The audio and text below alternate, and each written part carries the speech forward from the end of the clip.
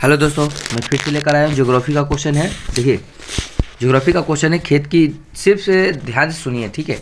इसमें बहुत सारे क्वेश्चन पूछे जाते हैं, ठीक है। अब शुरू करते हैं। खेत की उर्वरता जब समाप्त हो जाती है तब किसान उस खेत को टुकड़े को छोड़कर दूसरे खेत पर वही प्रक्रिया अपनाते हैं। तो उसे क्या कहते हैं? स्थानांतरित कृषि कहते हैं। जैसे उत्तर पूर्वी राज्य में असम, मेघालय, मिजोरम, नागालैंड में इसे झुमकी कृषि कहते हैं, ठीक है। मणिपुर में इसे पामलुक कहते हैं तथा छत्तीसगढ़ में एवं अंडमान निकोबार में इसे दीपा कहते हैं। याद रखिएगा। और छत्तीसगढ़ और अंडमान निकोबार में स्थानांतरित कृषि को दीपा कहते हैं, ठीक है। भारत में ऋतु के आधार पर फसलों को 3 प्रकार में बांटा गया है: खरीफ फसल, रबी फसल और जायद फसल, ठीक है। तो खरीफ फसल में याद रखिएगा चावल, मकई, ज्वार, बाजरा, अरहर, मूंग, अरहर, कपास, तिल, जूट, मूंगफली इत्यादि आएंगे, ठीक है। इसका बोने का समय हो गया आपको जुलाई से अक्टूबर तक, ठीक है। और काटने का समय आ गया आपको, देखिए, बुआई का समय है जून से जुलाई तक और उसे काटने का समय हो गया आपको अक्टूबर से नवंबर तक, ठीक है। उसके बाद रबी फसल आ जाइए। रबी फसल गेहूं के साथ जो भी फसल बोया जाता है रबी फसल कहलाता है, ठीक है। और चावल के साथ जो भी फसल बोया जाएगा वो खरीफ फसल, और गेहूं के साथ जो भी बोया जाएगा वह सब रबी फसल हो जाएगा, ठीक है। जायद फसल में जो गर्मी के समय में जो बोया जाता है उसको जायद फसल कहते हैं, ठीक है। जैसे सब्जी, कद्दू, खीरा, ककड़ी, खरबूज, ये सब जो है सो, ठीक है। उसके बाद आ जाइए, भारत का बर्मिंघम जमशेदपुर को कहा जाता है। भारत का बर्मिंघम जमशेदपुर को कहा जाता है, ठीक है। उसके बाद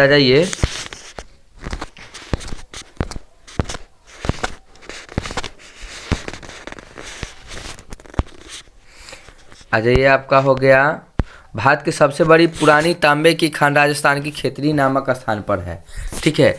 तांबा की सबसे ज़्यादा फेमस जगह कौन है? तो खेतरी, ठीक है। खेतरी राजस्थान में। भारत का पहला उर्वरक संयंत्र 1906 में रानीपेट में तमिलनाडु में स्थापित हुआ था। रानीपेट, याद रखिए, रानीपेट तमिलनाडु में है, ठीक है। एशिया का सबसे पुराना रेलवे वर्कशॉप मुंगेर के जमालपुर में स्थित है, ठीक है। बेंगलोर में इलेक्ट्रिक उद्योग की राजधानी कहा जाता है। बेंगलोर को इलेक्ट्रिक उद्योग की राजधानी कहा जाता है, इसीलिए इसके सिलिकन घाटी या सिलिकन वैली के नाम से भी जाना जाता है, ठीक है। सिलिकन घाटी के नाम से बेंगलोर प्रसिद्ध है, ठीक है। वैश्वीकरण का अर्थ होता है देश की अर्थव्यवस्था को विश्व की अर्थव्यवस्था के साथ जोड़ना। वैश्वीकरण क्या है? देखिए, वैश्वीकरण जब कोई देश अन्य देश के साथ बिना किसी प्रतिबंध के पूंजी, तकनीकी एवं व्यापारिक को आपस में आदान प्रदान करता है तो उसे हम वैश्वीकरण कहते हैं, ठीक है। उसका ये इंपोर्टेंट नहीं इसलिए इसको नहीं बताएंगे। दम घोटू गैस कार्बन मोनोऑक्साइड को कहा जाता है। भोपाल गैस कांड 3 दिसंबर 1984 को भोपाल में यानी मध्य प्रदेश में हुआ था, जिसमें मिथाइल आइसोसाइनेट का रिसाव हुआ था, ठीक है। उसके बाद आ जाइए, भारत में रेल परिवहन की शुरुआत हुआ था 16 अप्रैल 1853 में हुआ था, जो मुंबई से थाने के बीच चला था, 34 किलोमीटर की दूरी। यह भारत में कुल रेल मार्ग की लंबाई 63,000 समथिंग है, ठीक है। और उसके बाद भारत में रेलवे जोनों की संख्या 16 है, 16 जोनों में बांटा गया। उसके बाद आ जाइए, बहुत इंपॉर्टेंट क्वेश्चन आ गया है। देखिए, यहाँ से बहुत सारे क्वेश्चन पूछे जाते हैं। कोयला, पेट्रोलियम, प्राकृतिक गैस, जल विद्युत एवं आणविक ऊर्जा स्रोतों को वाणिज्य ऊर्जा कहा जाता है, ठीक है। लोहा को उद्योग का जननी कहा जाता है। सीमेंट उद्योग का सबसे बड़ा प्रमुख कच्चा माल चूना पत्थर होता है, ठीक है। मैग्नीज के उत्पादन भारत का विश्व में 3रा स्थान है। 1901 में भारत का प्रथम तेल शोधक कारखाना असम के डिगबोई में स्थापित हुआ था, ठीक है। दूसरी मुंबई में हुआ था। उसके बाद आ जाइए, भारत का सबसे बड़ी परियोजना भाखड़ा नांगल परियोजना है, जिसकी ऊंचाई भारत की सबसे बड़ी परियोजना भाखड़ा नांगल परियोजना है, जिसकी ऊंचाई 225 मीटर है, ठीक है। दक्षिण भारत की सबसे बड़ी नदी घाटी परियोजना तुंगभद्रा परियोजना है, जो कर्नाटक आंध्र प्रदेश के सहयोग से तैयार हुआ है, ठीक है। मुख्य रूप से यह कर्नाटक में है। गोविंद बल्लभ पंत सागर झील एक कृत्रिम झील है जो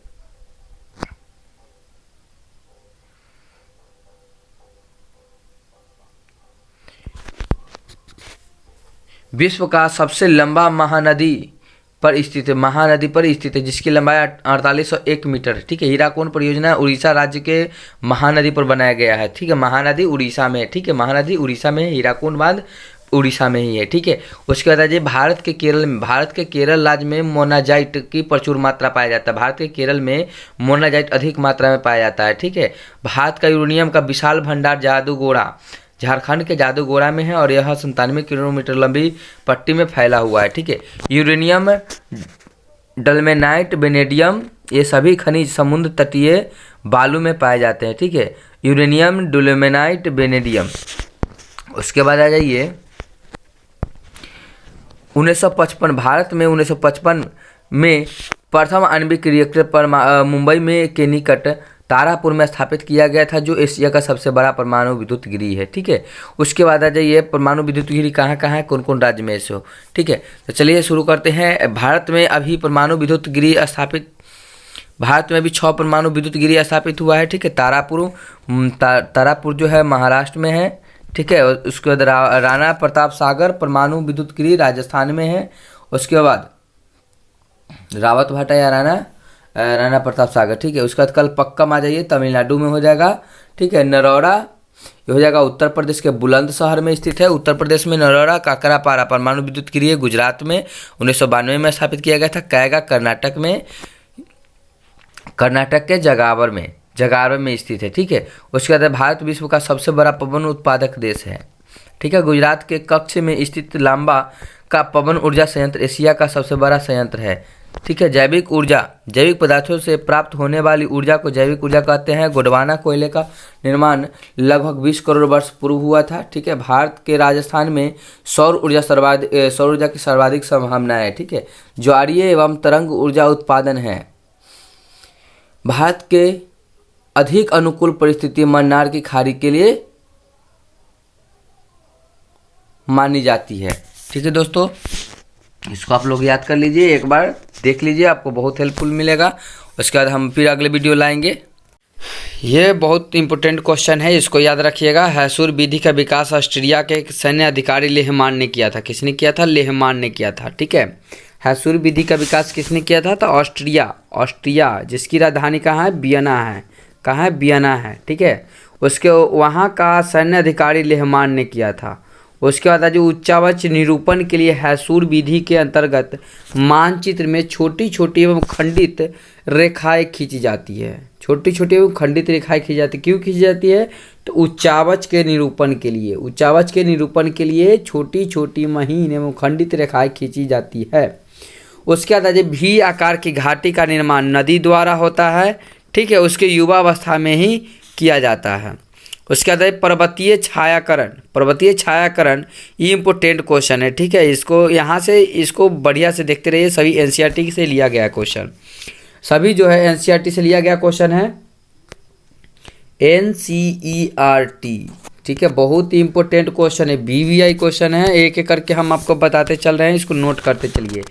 पर्वतीय छायाकरण विधि को भू आकृति पर उत्तर पश्चिम, देखिए उत्तर ऊपर और पश्चिम, देखिए पश्चिम जो है बायां साइड की तरफ होता है, तो उत्तर पश्चिम दिशा से प्रकाश पड़ने की कल्पना की जाती है, ठीक है। कल्पना की जाती है, उत्तर पश्चिम याद रखिएगा। उसके बाद बिहार का सबसे भयंकर बाढ़ 2008 में आया था। उसके बाद है जी बिहार का शोक, कोसी नदी को कहा जाता है। भारत के विनाशकारी चक्रवात 29 अक्टूबर 1999 को आया था, ठीक है। भारत के सबसे विनाशकारी भूकंप 1934 में आया था। भारत के प्रमुख सुखाड़ वर्ष 1966 में आया था। भारत के प्रमुख सुनामी 26 दिसंबर 2004 को आया था, ठीक है। ये सभी क्वेश्चन ऑब्जेक्टिव टाइप के क्वेश्चन है, आ गया है, ठीक है। उसके बाद प्राकृतिक आपदा कौन कौन है? प्राकृतिक आपदा सुनामी, बाढ़, भूकंप आदि है, ठीक है। सांप्रदायिक दंगे, आतंकवाद, महामारी ये सभी मानव जनित आपदा है, ठीक है। सुनामी के प्रमुख कारण समुद्र में भूकंप का आना होता है। भूकंप रोधी भवनों के निर्माण आयताकार या वर्गाकार करवाना चाहिए, ठीक है। बिहार में कोसी नदी, पश्चिम बंगाल में दामोदर, तीस्ता, असम में ब्रह्मपुत्र, उड़ीसा में महानदी, आंध्र प्रदेश में कृष्णा नदी एवं गुजरात में नर्मदा नदी है, ठीक है। उसका प्राथमिक ऊर्जा का उदाहरण है कोयला, पेट्रोलियम, प्राकृतिक गैस, ठीक है। एशिया का सबसे बड़ा परमाणु विद्युत गृह तारापुर महाराष्ट्र में है। उसके बाद आ जाइए एनजीओ नॉन गवर्नमेंट ऑर्गेनाइजेशन, ठीक है, एक सरकारी संगठन है, एक गैर सरकारी संगठन है। बिहार में अति जल दोहन से आर्सेनिक नामक तत्व का संकेंद्रण बढ़ा है, ठीक है। खनिज मुख्यतः दो प्रकार के होते हैं, धात्विक और अधात्विक, ठीक है। अगर आपसे पूछा जाए क्वेश्चन धात्विक और अधात्विक में क्या अंतर है, तो आप लोग उसका जवाब 2 नंबर या 5 नंबर वाला में भी दे सकते हैं इससे, ठीक है। ओके, अब चलते हैं, इसका कैसे दीजिएगा तो आप लिख लीजिए, धात्विक खनिज और अधात्विक खनिज में निम्नलिखित अंतर है। पहला, धात्विक खनिज किसे कहते हैं, तो देखिए धात्विक खनिज में को गलाने पर धातु की प्राप्ति की जाती है। अधातु प्राय कठोर एवं चमकीले होते हैं। धात्विक खनिज प्राय आग्नेय चट्टान से मिलते हैं, ठीक है। इन्हें पीट पीट कर तार बनाया जा सकता है, पतला पतला तार बनाया जा सकता है। धात्विक खनिज क्षणभंगुर नहीं होता है, ठीक है। ये तो हो गया धात्विक खनिज का गुण। उसका चलाइए अधात्विक खनिज में। अधात्विक खनिज को गलाने पर कोई धातु की प्राप्ति नहीं होती है, इसमें चमक नहीं पाई जाती है। यह खनिज प्राय परतदार चट्टान में मिलते हैं। इन्हें पीट पीट कर तार नहीं बनाया जा सकता, यह क्षणभंगुर होता है। हो गया क्लियर, ठीक है। उसके बाद आ जाइए, बिहार झारखंड में देश का 80% अभ्रक का उत्पादन होता है, ठीक है। उसके बाद है, भारत में लगभग 100 प्रकार के, ये इंपॉर्टेंट है, 100 प्रकार के खनिज पाए जाते हैं। कितने प्रकार के? 100 प्रकार के। देश में तांबे का कुल भंडारण 125 करोड़ टन है, 125 करोड़ टन है। भारत का सबसे बड़ा लौह उत्पादक राज्य कर्नाटक है, ठीक है। उसके बाद आ जाइए, कोयला कितने प्रकार के होते हैं, तो कोयला 4 प्रकार के होते हैं। कार्बन की मात्रा के आधार पर इन्हें 4 प्रकार में बांटा गया है, ठीक है। पहला है एंथ्रासाइट, दूसरा है बिटुमिन, तीसरा लिग्नाइट और चौथा पीट है, ठीक है। सबसे उच्चतम कोटि के कोयला है एंथ्रासाइट, सबसे निम्न कोटि के कोयला हो गया आपको पीट, ठीक है। इसको याद रखिएगा। उसके बाद अपना बिहार के बारे में कुछ जनरल नॉलेज ले लेते हैं, ठीक है। बिहार के बारे में चलिए शुरू करते हैं। बिहार के बारे में यहाँ है, बिहार एक ऐसा राज्य है, बिहार एक ऐसा राज्य है जहाँ गौतम बुद्ध को ज्ञान की प्राप्ति हुई, महावीर को शांति का संदेश दिए थे चंद्रगुप्त मौर्य, अशोक, शेरशाह सूरी, गुरु गोविंद सिंह, वीर कुंवर सिंह, देश रत्न डॉक्टर राजेंद्र प्रसाद का जन्म हुआ था इसी बिहार में, ठीक है। महात्मा गांधी ने चंपारण आंदोलन का शुरुआत भी किए थे यहीं से, बिहार से ही, बिहार के चंपारण से। लोक गीतकार भिखारी ठाकुर का जन्म भी बिहार में ही हुआ था, ठीक है। तथा बिहार के लोकनायक जयप्रकाश नारायण ने संपूर्ण क्रांति का नारा भी दिए थे, जो बिहार के ही थे, ठीक है। ये बिहार का मतलब एक नज़रिया है। उसके बाद आ जाइए, बिहार आर्थिक दृष्टि से बिहार के पिछड़ेपन का कारण निम्नलिखित है, ठीक है। तेजी से बढ़ती हुई जनसंख्या, दूसरा है आधारित संरचना का अभाव, उसका कृषि पर निर्भरता, बाढ़ तथा सूखे की क्षति अधिक मात्रा में होती है, गरीबी, औद्योगिक पिछड़ापन, खराब विधि व्यवस्था और कुशल प्रशासन का अभाव, इसके कारण जो बिहार पिछड़ते चला जा रहा है, ठीक है। उसके बाद आ जाइए क्वेश्चन, APJ अब्दुल कलाम जी ने कहा था कि बिहार के विकास के बिना भारत का विकास संभव नहीं है, ठीक है। उसके बाद बिहार का पिछड़ेपन को दूर करने के लिए निम्नलिखित उपाय किया जा सकता है, ठीक है। पहला तो जनसंख्या जो बढ़ रहा था उसको कंट्रोल करके, कृषि में तेजी से विकास करके, जो तेजी से मतलब विकास जो हो रहा है वो तेजी से करना चाहिए। बाढ़ जो आ रहा है उस पर नियंत्रण करके, उसका आधारित संरचना का विकास अधिक मात्रा में करके, उद्योग लगाकर, गरीबी को दूर करके, शांति व्यवस्था को स्थापना करके, स्वच्छ ईमानदारी प्रशासन द्वारा और केंद्र सरकार से अधिक मात्रा में संसाधनों का ट्रांसफ़र कराकर, ठीक है। ये सब जो है, इसके कारण जो है बिहार जो है विकास करेगा, ठीक है। उसके बाद जम्मू कश्मीर, लद्दाख, पंजाब, उत्तर पूर्व राज्य में विशेष राज्य का दर्जा प्राप्त है, ठीक है। लेकिन यहाँ जम्मू कश्मीर और लद्दाख जो हटा दीजिए, यह जो है केंद्र शासित प्रदेश हो गया है, ठीक है। उसके साथ बहुमूल्य खनिज औद्योगिक कारखाना झारखंड में चला गया है और बिहार में केवल उर्वरक भूमि तथा कुछ उद्योग रह गए, जिसके कारण आर्थिक दृष्टि से बिहार को पिछड़ा राज्य भी कहा जाता है, ठीक है। BPL और APL का पूरा नाम जान लीजिए। BPL का मतलब बिलो पॉवर्टी लाइन, ठीक है, या जिसका हिंदी होता है गरीबी रेखा के नीचे, ठीक है। उसके बाद APL एभव पॉवर्टी लाइन, गरीबी रेखा से ऊपर, ठीक है। उसके बाद नरेगा का पूरा नाम क्या है, तो national rural employment guarantee act, ठीक है, राष्ट्रीय ग्रामीण रोजगार गारंटी अधिनियम, ठीक है, ये जो है नरेगा का पूरा नाम है, ठीक है, आपको क्वेश्चन पूछा भी जा सकता है। उसके बाद आ जाइए, गरीबी रेखा कैलोरी मापदंड पर आधारित होती है। यह ग्रामीण क्षेत्रों में प्रतिदिन, देखिए यहाँ पर दिखाई नहीं दे रहा, लेकिन आवाज़ सुनिए, आवाज़ से आपको पहचान में आ जाएगा। यह गरीबी रेखा प्रति व्यक्ति 2400 कैलोरी की आवश्यकता होती है। इससे नीचे जाने पर गरीबी रेखा से नीचे कहा जाता है, जिसको APL कहा जाता है, ठीक है, इसको क्या कहा जाता है, APL, तथा 2400 कैलोरी से अधिक मिलने पर APL शहरी क्षेत्रों में प्रतिदिन प्रति व्यक्ति 2100 कैलोरी मिलती है, तथा इससे अधिक मिलती है तो उसे APL तथा नीचे ऊपर किया जा सकता है, ठीक है।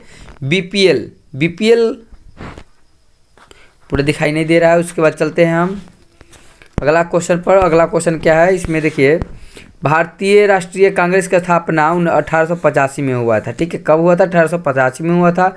भारतीय जनता पार्टी जिसको शॉर्टकट में भाजपा कहते हैं, क्या कहते हैं, भाजपा कहते हैं। 1980 में भारतीय जनसंख्या के स्थान पर भारतीय जनता पार्टी का गठन किया गया था, ठीक है।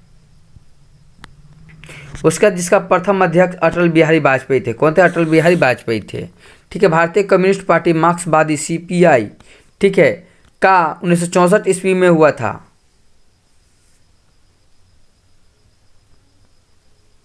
इसका प्रमुख नेता ज्योति बसु थे।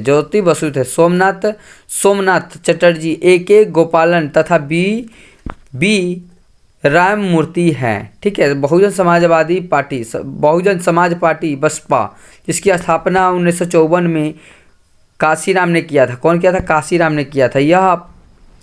यह पार्टी उत्तर प्रदेश की है। कहाँ के, उत्तर प्रदेश की है। भारतीय कम्युनिस्ट पार्टी BPI की स्थापना 1925 ईस्वी में हुआ था, जो एक पत्र के कारण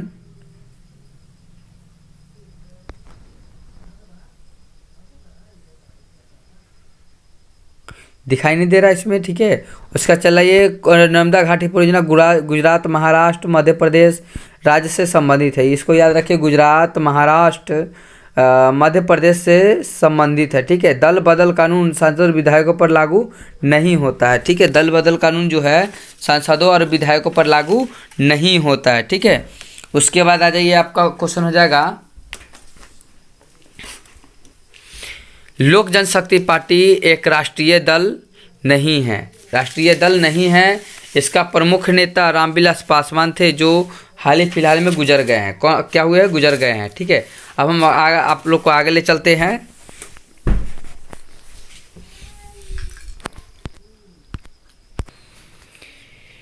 उसके बाद है बहुत VVI क्वेश्चन है, पॉलिटिकल साइंस का क्वेश्चन है, ठीक है। रामविलास यानी लोजपा का चुनाव चिन्ह क्या है, तो बंगला छाप है, ठीक है, बंगला छाप। राष्ट्रीय जनता दल राजद 1997 में गठन किया गया था, जिसका नेतृत्व लालू प्रसाद यादव ने किए थे, ठीक है। जदयू जनता दल यूनाइटेड का गठन 1999 में हुआ था। जनता दल से अलग होकर शरद पवार के नेतृत्व में यह पार्टी बनाया गया था, ठीक है। मुलायम सिंह के नेतृत्व में सन 1992 में समाजवादी पार्टी का गठन किया गया था, ठीक है। उसके बाद अजय इसका प्रमुख जनाधार उत्तर प्रदेश में है। कहाँ, उत्तर प्रदेश में है। गठबंधन की सरकार बनाने की संभावना बहुदलीय व्यवस्था में रहती है। यह व्यवस्था पाकिस्तान, बांग्लादेश, भारत पर लागू है। यह ब्रिटेन में नहीं है, ठीक है। ब्रिटेन, कनाडा और न्यूजीलैंड में राष्ट्राध्यक्ष रबर स्टंप की तरह होते हैं, लेकिन भारत में नहीं, ठीक है। नेपाल में बिल्कुल संभव नहीं होता है, ठीक है। भारतीय लोकतंत्र के 3 अंग होते हैं, कार्यपालिका, विधायिका और न्यायपालिका। ठीक है। इसमें कार्यपालिका विधायिका के प्रति उत्तरदायी होती है और विधायिका न्यायपालिका के प्रति उत्तरदायी होती है, ठीक है। दोस्तों तो मेरा यही वीडियो हम अपना समाप्त करते हैं, फिर हम नेक्स्ट वीडियो में मिलेंगे। तब तक हमारे वीडियो को देखते रहिए। देखिए फर्स्ट शिफ्ट या सेकेंड शिफ्ट दोनों क्वेश्चन में पूछे जाएंगे, ठीक है। अब यहाँ पर बात करते हैं एटीएम का, ठीक है। एटीएम ऑटोमेटिक टेलर मशीन, इसका पूरा नाम हो जाता है ऑटोमेटिक टेलर मशीन। से बैंक द्वारा जारी किया गया एक प्लास्टिक कार्ड पर अंकित सूक्ष्म अंक के आधार पर कहीं भी किसी भी समय निर्धारित बैंक केंद्र से पैसा निकालने की सुविधा मिलती है, ठीक है। एटीएम कार्ड अगर पूछा जाए 2 नंबर के तो ये आपका जवाब हो जाएगा। उसके बाद डेबिट कार्ड आता है, तो डेबिट कार्ड भी एक प्रकार की प्लास्टिक का कार्ड होता है जो बैंक के द्वारा दिया जाता है, जिसके माध्यम से बैंक में जमा धन राशि का उपयोग करते हैं। उसके बाद डेबिट कार्ड के बाद आ जाइए क्रेडिट कार्ड। क्रेडिट कार्ड भी एक बैंक के द्वारा दिया गया एक प्लास्टिक कार्ड होता है, जिसको आधार पर हम अपनी बैंक में जमा धनराशि का वस्तु का खरीद बिक्री में करते हैं। जिस देश की राष्ट्रीय आय अधिक होता है उस देश को विकसित देश कहा जाता है, और जिस देश की राष्ट्रीय आय कम होता है उसे अविकसित देश कहा जाता है, ठीक है। उसके बाद आ जाइए राष्ट्रीय आय को देश की कुल जनसंख्या से भाग दिया जाता है, और जो भागफल आता है उसे ही हम क्या कहते हैं, प्रति व्यक्ति आय कहते हैं, ठीक है। या ऐसे क्वेश्चन पूछा जाएगा प्रति व्यक्ति आय किसे कहते हैं, तो एक बार में ही जवाब दीजिएगा। राष्ट्रीय आय को भारत मतलब किसी भी देश के राष्ट्रीय आय को जो जितना आता है उसमें कुल जनसंख्या से उसमें अगर भाग दिया जाए और जो भागफल आता है उसे ही हम क्या कहते हैं, प्रति व्यक्ति आय कहते हैं, ठीक है। इसका एक फार्मूला भी आ गया, प्रति व्यक्ति आय बराबर राष्ट्रीय आय बटा में कुल जनसंख्या, ठीक है। उसके बाद आ जाइए विश्व बैंक के विश्व बैंक के विकास रिपोर्ट के अनुसार जिस देश की 2004 में प्रति व्यक्ति 4,53,000 रुपये प्रति वर्ष या इससे अधिक होता है उस देश को समृद्ध यानी विकसित देश कहा गया है, जैसे अमेरिका, ब्रिटेन, फ्रांस इत्यादि, ठीक है। और उसके बाद विश्व बैंक के WDR 2006 के अनुसार जिस देश के प्रति व्यक्ति आय 2004 में 37,000 रुपये प्रति वर्ष या इससे कम होती है तो उस देश को अविकसित देश कहा जाता है, ठीक है। जैसे भारत एक विकासशील देश है, क्या है, विकासशील देश है, क्योंकि भारत की आय 2004 में 28,000 रुपये प्रति वर्ष थी, ठीक है। उसका मानव विकास सूचकांक ह्यूमन डेवलपमेंट इंडेक्स को सर्वप्रथम प्रस्तावित महबूब उल हक ने किए थे। इसको याद रखिए, महबूब उल हक, ठीक है। मानव विकास सूचकांक को किसने प्रस्तावित किए थे, तो महबूब उल हक ने किए थे, ठीक है। उसके बाद मानव विकास सूचकांक का 3 प्रमुख सूचक है। पहला जीवन आशा, दूसरा शिक्षा प्राप्ति और तीसरा जीवन स्तर सूचकांक है, ठीक है। उसका मानव विकास रिपोर्ट ह्यूमन डेवलपमेंट रिपोर्ट को सर्वप्रथम अटल बिहारी वाजपेयी ने 23 अप्रैल 2002 में दिल्ली में लागू किए थे, ठीक है। उसके बाद पहला राष्ट्रीय मानव विकास रिपोर्ट 1981 में, उसके बाद 1991 में, और उसके बाद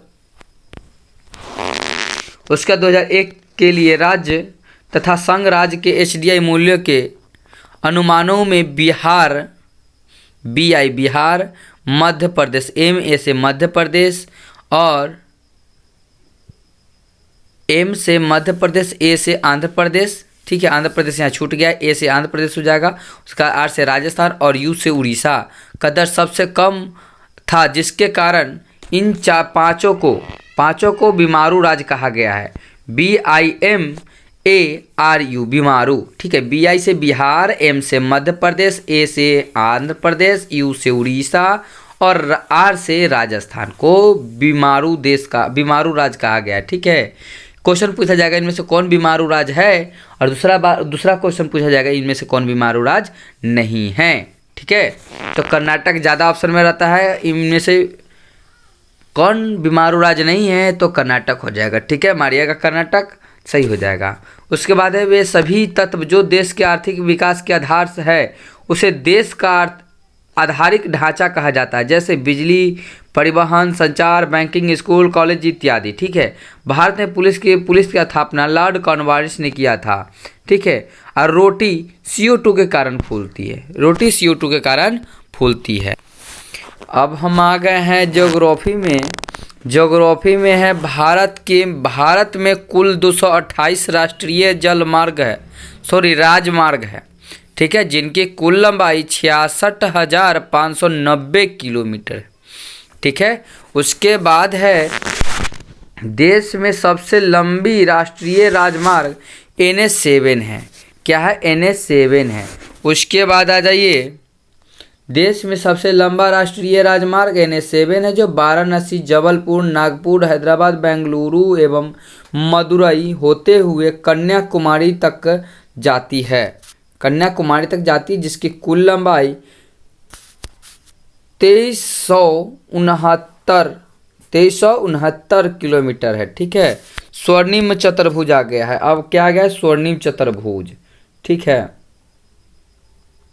स्वर्णिम चतुर्भुज राजमार्ग केंद्र सरकार द्वारा भारत के 4 प्रमुख महानगर दिल्ली, मुंबई, चेन्नई, कोलकाता को जोड़ने वाली 6 लेन वाली सड़क मार्ग है, जिसकी लंबाई लगभग 5846 किलोमीटर है। कितना? 5846 किलोमीटर लंबी सड़क मार्ग है। ठीक है, उसके बाद आ जाइए पूरब पश्चिम गलियारा। ठीक है, पूरब में सिलचर तथा पश्चिम में पोरबंदर को जोड़ने वाली सड़क मार्ग है। ठीक है, यहाँ से हो जाएगा पूरब पश्चिम गलियारा, पूरब में सिलचर को और पश्चिम में पोरबंदर को जोड़ने वाली सड़क मार्ग है। ठीक है, 6 लेन वाली यह मतलब ये गलियारा है, कॉरिडोर है। ठीक है, उसके बाद आ जाइए उत्तर दक्षिण गलियारा। उत्तर दक्षिण गलियारा में याद रखिए, उत्तर में श्रीनगर और दक्षिण में कन्याकुमारी। दक्षिण में कन्याकुमारी को जोड़ने वाली सड़क है। ठीक है, कॉरिडोर है, जिसकी लंबाई 4016 किलोमीटर है। ठीक है, ये जो है उत्तर में श्रीनगर। ठीक है, श्रीनगर, उसके बाद दक्षिण में कन्याकुमारी। कौन सा कुमारी? कन्याकुमारी है। ठीक है, कन्याकुमारी। उसके बाद आ जाइए, हो गया कॉरिडोर। उसके बाद आ जाइए भारतीय रेल मार्ग की कुल लंबाई 63,327 किलोमीटर है। ये NCERT के अनुसार है। ठीक है, 2006-2007 के अनुसार। ठीक ना। उसके बाद आ जाइए, आप लोग को भारतीय रेलवे जोनों को 16 क्षेत्रों में बांटा गया है। 16 जोनों में बांटा गया है। ठीक है, याद रखिएगा। लेकिन अभी फ़िलहाल में 18 है। फिलहाल में अभी वर्तमान में 18 है, लेकिन आप लोग को कितना मारना है? 16 ही मारना है। ठीक है, 16 ही बनाना है। ठीक है ना। उसके बाद आ जाइए, सबसे बहुत VVI क्वेश्चन है अभी जो मैं बताने जा रहा हूँ, बहुत इंपॉर्टेंट है। सबसे बड़ा रेलवे क्षेत्र उत्तर रेलवे क्षेत्र है, जिसका मुख्यालय नई दिल्ली है। कहाँ है? नई दिल्ली है। ठीक है, उसके बाद आ जाइए, भारत का सबसे छोटा रेल क्षेत्र उत्तर पूर्वी सीमांत रेलवे है, जिसकी मुख्यालय मालीगांव गुवाहाटी है। कहाँ है? गुवाहाटी में। ठीक है, मालीगांव गुवाहाटी प्रसिद्ध नाम है। मालीगांव बहुत प्रसिद्ध है, इसको याद रखिएगा। मालीगांव गुवाहाटी में है। कहाँ है? गुवाहाटी, असम में। ठीक ना। उसके बाद आ जाइए, 4 प्रमुख साधन, संचार के प्रमुख साधन कौन कौन से हैं? डाक सेवा, Telegram, fax, telephone, radio, internet इत्यादि, ये सभी जो है संचार सेवा है। ठीक है, उसके बाद आ जाइए, उसके बाद महाराष्ट्र, गोवा, कर्नाटक, केरल के मध्य 760 किलोमीटर लंबी रेल परियोजना के तहत कोंकण तट रेल परियोजना तक चलाई जा रही है। तहत चलाई जा रही है। ठीक है, भारत में मेट्रो रेल सेवा कलकत्ता और दिल्ली के बीच में ही दी जा रही है। भूमिगत रेल सेवा है, जो भूमिगत रेल सेवा है। ठीक है, इसको याद रख लीजिएगा। उसके बाद आ जाइए, इंपॉर्टेंट क्वेश्चन है, देश में वायु परिवहन का आरंभ 1911 में इलाहाबाद से नैनी के बीच 10 किलोमीटर की दूरी तक उड़ान से हुआ था। ठीक है, पूछा जाएगा भारत में सर्वप्रथम वायु परिवहन कब प्रारंभ हुआ था? तो 1911 में। कहाँ से कहाँ तक उड़ा था?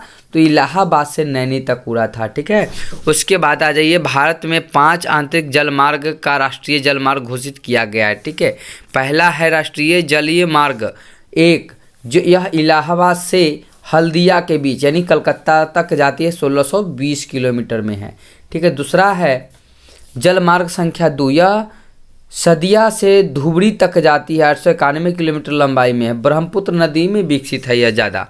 ठीक है, उसका तीसरा है जलमार्ग संख्या 3, यह कोलम से कट्टापुरम के बीच 205 किलोमीटर लंबा है। ठीक है, उसका चौथा आ जाइए गोदावरी कृष्णा नदी के सहारे 295 किलोमीटर तक फैला हुआ है। आंध्र प्रदेश, तमिलनाडु में पुदुचेरी तक, ठीक है। उसके बाद भारत में 12 प्रमुख बंदरगाह हैं। भारत में 12 प्रमुख बंदरगाह हैं, ठीक है। तो सबसे पहले समझ लीजिए कलकत्ता में 2 है, उसके बाद कलकत्ता में 2 है, कौन कौन, तो कलकत्ता में पश्चिम बंगाल में 2 है, हल्दिया और कलकत्ता, ठीक है, हुगली नदी में, हुगली नदी पर, ठीक है। उसके बाद नीचे उतरिएगा तो आपको हो जाएगा उड़ीसा में पाराद्वीप है, और उसके बाद नीचे उतरिएगा तो विशाखापट्टनम आंध्र प्रदेश में है, और उसके नीचे उतरिएगा तो आपको तमिलनाडु में 2 और बंदरगाह मिल जाएंगे, तूतीकोरिन और चेन्नई, ठीक है। उसके बाद आ जाइए तमिलनाडु से सटे हुए है केरल का कोच्चि में है, ठीक है। उसके बाद ऊपर थोड़ा सा आइएगा कर्नाटक में न्यू मैंगलोर है, और उसके थोड़ा सा ऊपर जाइएगा तो गोवा है, गोवा का कहाँ है तो मोर्मो गोवा, ठीक है। और उसका ऊपर जाइएगा तो महाराष्ट्र में 2 गो है, ठीक है, महाराष्ट्र में भी 2 गो है, ठीक है। तो कौन कौन है, नाना सेवा और हो जाएगा आपको मुंबई, 2 हो गया। उसके बाद गुजरात में कांडला है, 12 प्रमुख बड़े बंदरगाह है, ठीक है ना। उसके बाद आ जाइए क्वेश्चन नंबर अगला है सूर्य। देखिए ये बहुत इंपॉर्टेंट क्वेश्चन है, ये आने का पूरा चांस है, ठीक है। इस बार पूरा कंफर्म आएगा, 100% आएगा ही आएगा। हेलो गाइज, आप लोग के लिए लेकर आया हूँ ऑब्जेक्टिव क्वेश्चन जो कल आने वाले एग्जाम में पूछे जाएंगे। ये देखिए आज अर्थशास्त्र से क्वेश्चन आ गया है। अंग्रेजों ने, इसको सिर्फ आप सुनिए एक बार, ठीक है। यहाँ पर दिखाई दे रहा है आपको, देखिए और सुनिए, ठीक है, ज़्यादा कुछ नहीं है। इसमें है अंग्रेजी शासन ने भारत पर लगभग 200 वर्षों तक शासन किया था, जिसके कारण भारत 200 वर्षों तक अंग्रेजी शासन के उपनिवेश था। अंग्रेजी शासन नीति फूट डालो और शासन करो था। क्या था? फूट डालो और शासन करो था, ठीक है। फूट डालो और शासन करो, यहाँ पर है, अंडरलाइन कर दिए उसको। उसके बाद है हमारी वे सभी क्रियाएं जिनसे हमें आय की प्राप्ति होती है, उन सभी क्रियाओं को आर्थिक क्रियाएं कहते हैं। क्या कहते हैं? आर्थिक क्रियाएं कहते हैं, ठीक है। 1600 ईस्वी से पहले भारत को सोने की चिड़िया कहा जाता था। 1600 ईस्वी से पूर्व भारत को सोने की चिड़िया कहा जाता था, ठीक है। अर्थव्यवस्था की संरचना को 3 भागों को मिलाकर तैयार किया गया है, ठीक है। प्राथमिक क्षेत्र को कृषि क्षेत्र, द्वितीय क्षेत्र को उद्योग क्षेत्र और तृतीय क्षेत्र को सेवा क्षेत्र कहा गया है, ठीक है। प्राथमिक क्षेत्र को कृषि क्षेत्र, द्वितीय क्षेत्र को उद्योग क्षेत्र और तृतीय क्षेत्र को औद्योगिक क्षेत्र, सेवा क्षेत्र कहा गया है, ठीक है। उसके बाद आ जाइए प्राथमिक अर्थव्यवस्था। भारतीय अर्थव्यवस्था की संरचना जो 3 प्रकार की हुई है, प्राथमिक, द्वितीयक और तृतीयक, ठीक है। तो प्राथमिक क्षेत्र के अंतर्गत कौन कौन से आ जाएंगे? तो इसमें देखिए कृषि, पशुपालन, वानिकी, मछली पालन, ये सभी आ जाएंगे प्राथमिक क्रियाकलाप के अंतर्गत, ठीक है। आज दूसरे क्रियाकलाप के अंतर्गत आ जाएंगे आपको, द्वितीय क्रियाकलाप के अंतर्गत उद्योग, विनिर्माण, गैस एवं बिजली, ये सब जो है द्वितीय क्षेत्र में आ जाएंगे, ठीक है। और इसका तृतीय क्षेत्र में आ जाइए तो तृतीय क्षेत्र में हो जाएंगे बैंक, परिवहन, संचार, व्यापार, सभी प्रकार की सेवाएं जो है, ठीक है। उसके बाद आ जाइए विश्व के अर्थव्यवस्था को 3 भागों में बांटा गया है। विश्व के अर्थव्यवस्था को 3 भागों में बांटा गया है। कौन कौन सा है? तो पूंजीवादी, समाजवादी और मिश्रित अर्थव्यवस्था है, ठीक है। पूंजीवादी अर्थव्यवस्था एक ऐसी अर्थव्यवस्था है जहां उत्पादकों के सभी साधनों पर एक निजी व्यक्ति का अधिकार होता है, जो इसका उपयोग अपने निजी लाभ के लिए करता है। जैसे अमेरिका, जापान, ऑस्ट्रेलिया, ये सब जो है पूंजीवादी देश है। क्या है? पूंजीवादी है। उसके बाद आ जाइए समाजवादी अर्थव्यवस्था पर, ठीक है। समाजवादी अर्थव्यवस्था अगर 2 नंबर के अगर पूछा जाए तो आप इससे भी जवाब दे सकते हैं, ठीक है। एक ऐसी अर्थव्यवस्था है जिसके उत्पादन के सभी साधनों पर एवं उसे चलाने का अधिकार देश के सरकार के पास होता है, जिसका उपयोग सामाजिक कल्याण के लिए किया जाता है। जैसे चीन, क्यूबा आदि, ये सब जो है तो समाजवादी अर्थव्यवस्था है इस देश में, ठीक है। चीन में, क्यूबा में समाजवादी अर्थव्यवस्था है। उसके बाद आ जाइए भारत में जो चल रहा है वो मिश्रित अर्थव्यवस्था। तो मिश्रित अर्थव्यवस्था किसे कहते हैं? तो एक ऐसी अर्थव्यवस्था है जिसका उत्पादन के सभी साधनों पर सरकार एवं निजी व्यक्ति दोनों का अधिकार होता है। यह पूंजीवादी और समाजवादी अर्थव्यवस्था का मिश्रण है, जैसे भारत, ठीक है। उसका आ जाइए योजना आयोग, ठीक है। भारत में योजना का गठन 15 मार्च 1950 को किया गया था। 15 मार्च 1950 को किया गया था, जिसका प्रथम अध्यक्ष देश के प्रथम प्रधानमंत्री पंडित जवाहरलाल नेहरू थे, ठीक है। इसमें 8 सदस्य होते हैं। कितने सदस्य होते हैं? 8 सदस्य होते हैं। आर्थिक नियोजन, आर्थिक नियोजन का अर्थ होता है राष्ट्र की प्राथमिकताओं का अनुसार देश के संसाधनों को विभिन्न विकासात्मक क्रियाओं का प्रयोग करना, ठीक है। भारत में प्रथम पंचवर्षीय योजना की अवधि 1951 से 1956 तक है, ठीक है। और 11वीं पंचवर्षीय योजना की अवधि 2007 से 2012 तक, ठीक है। और 13वीं योजना काल जो है 2017 से 22 तक है, ठीक है। भारतीय राष्ट्रीय विकास परिषद NDC, नेशनल डेवलपमेंट काउंसिल का गठन 6 अगस्त, याद रखिए 6 अगस्त इम्पोर्टेंट है, ठीक है। 6 अगस्त 1952 को, ठीक है, 6 अगस्त 1952 को किया गया था, जिसका पदेन अध्यक्ष कौन होता है? तो राज्य के मुख्यमंत्री होते हैं। कौन होते हैं? मुख्यमंत्री होते हैं, ठीक है। उसके बाद आ जाइए वस्तु विनिमय प्रणाली के अंतर्गत वस्तु का लेन देन होता है, ठीक है। वस्तु विनिमय प्रणाली के अंतर्गत क्या होता है? तो वस्तु से वस्तु का लेन देन होता है, ठीक है ना। उसके बाद है मौद्रिक प्रणाली के अंतर्गत मुद्रा से वस्तुओं एवं सेवाओं का विनिमय या आदान प्रदान होता है। बैंकिंग प्रणाली, बैंक के माध्यम से चेक के द्वारा विनिमय का क्रिया का संपादन किया जाता है। कोर बैंकिंग प्रणाली के अंतर्गत एक संकेत से एक व्यक्ति के खाते से दूर अवस्थित दूसरे व्यक्ति के खाते में पैसा का ट्रांसफर किया जाता है। अपनी तो जैसे तैसे कट जाएंगे, आपका क्या होगा जनाबे अली।